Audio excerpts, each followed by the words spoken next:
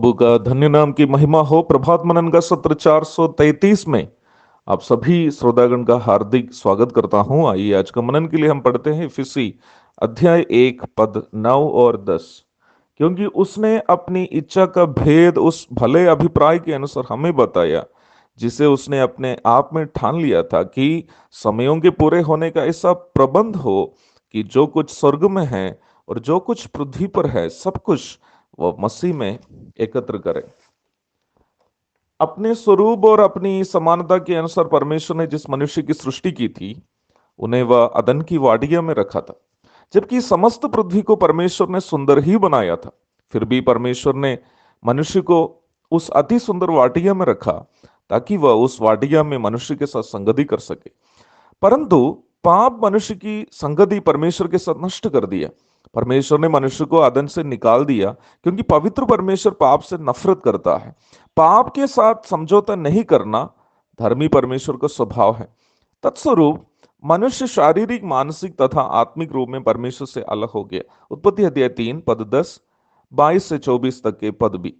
पाप से नफरत करने के कारण परमेश्वर ने मनुष्य को अपनी उपस्थिति का स्थान वाडिया से तो निकाल दिया, पर परमेश्वर का प्रेम मनुष्य के साथ कभी कम नहीं हुआ था।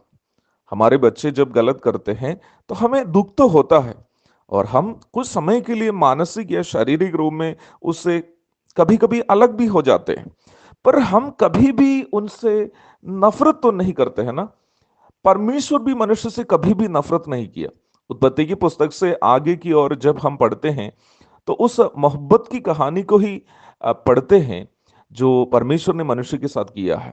पाप करके परमेश्वर से दूर हुए मनुष्य से पुनः रिश्ता जोड़ने का प्रयास परमेश्वर करता है। सर्वप्रथम वह हानुक नामक एक मनुष्य को, जो गुनाह से प्रदूषित धरती पर परमेश्वर के संग संग चला था, जीवित स्थिति में स्वर्ग की ओर उठा लिया, जो मनुष्य वंश के लिए परमेश्वर की ओर से एक आशा का संदेश था कि मनुष्य को परमेश्वर के पास जाने का अवसर अभी भी नष्ट नहीं हुआ है। उत्पत्ति अध्याय 5 पद 24। तत्पश्चात नूह के द्वारा परमेश्वर ने इस आह्वान के साथ एक जहाज बनवाया कि आने वाला भयानक जल प्रलय से मनुष्य के लिए बचने का यह जहाज एकमात्र साधन रहेगा। उत्पत्ति अध्याय 6 पद 13 से 21 तक।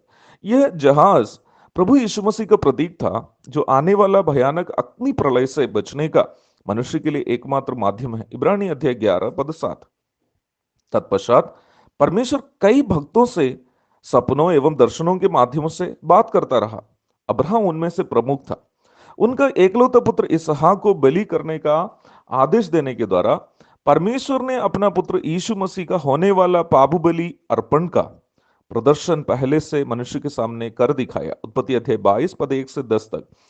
यूसुफ नामक बाप का प्रिय बेटा का भाइयों के द्वारा त्यागा जाना, उनके कष्ट परेशानियां, परदेश की दुल्हन से शादी, बाद में मिस्र का सर्वाधिकारी बनना, और अंत में स्वयं उन भाइयों की भी जिन्होंने उनका विरोध किए थे रक्षा करनी इत्यादि के द्वारा परमेश्वर उन घटनाओं का भी पूर्व प्रदर्शन अथवा एडवांस डेमोन्स्ट्रेशन मनुष्य के सामने किया कि कैसे यीशु मसीह, जो परमेश्वर का प्रिय पुत्र है, अपनों के द्वारा त्यागा जाएंगे, और कैसे अन्य जाति की दुल्हन कलीसिया से विवाह करेंगे, कैसे धरती पर सर्वाधिकारी बनकर अपनों की भी रक्षा करेंगे।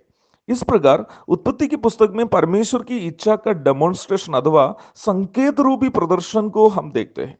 निर्गमन की पुस्तक से आगे की ओर संपूर्ण पुराना नियम में मलाकी तक हम इस प्रदर्शन का प्रतीकात्मक लागूकरण अथवा सिंबॉलिक एप्लीकेशन को देखते हैं। इस रोचक विषय को समझने के लिए प्रिय श्रोतागणों से मेरा निवेदन है कि आप बिना छूटे प्रभात मनन सुनते रहें, ताकि आप ये समझ सके कि परमेश्वर ने आपसे कितना प्रेम किया। इस विषय को प्रभु दया करे तो कल हम जारी रखेंगे। तब तक के लिए आप सभी को मेरा प्यार भरा अलविदा कहता हूं। जय मसीह की।